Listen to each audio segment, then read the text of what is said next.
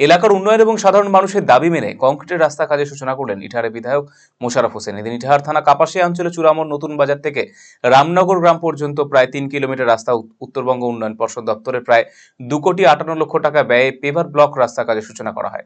স্থানীয় চূড়ামোড় বাজার এলাকায় আনুষ্ঠানিকভাবে কাজের সূচনা করেছেন বিধায়ক। শুক্রবার বিকেলে এই কর্মসূচিতে বিধায়ক মোশাররফ হোসেন ছাড়া উপস্থিত ছিলেন ইটাহার পঞ্চায়েত সমিতির সহ সভাপতি মুজিবুর রহমান, জেলা পরিষদের কর্মাধ্যক্ষ কার্তিক দাস, পঞ্চায়েত প্রধান সুফিয়া বিবি, অঞ্চল তৃণমূল কংগ্রেস সভাপতি হুসেন আলী সহ অঞ্চলের জনপ্রতিনিধি এবং নেতৃত্বগণ।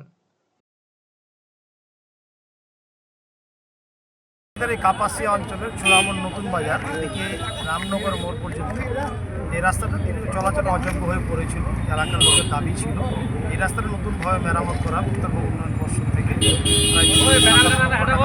এই রাস্তাটি নির্মিত হবে। একটা সুন্দর ভালো রাস্তা তৈরি এখানে অনেকগুলো সংসদের যাতায়াত, এখানে অনেকজন মানুষ উপকৃত।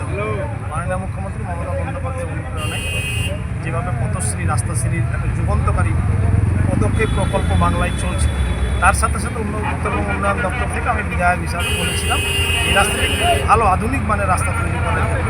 সেই হিসাবে পেপার ব্লক দিয়ে একটা শহরের মতো রাস্তা এখানে তৈরি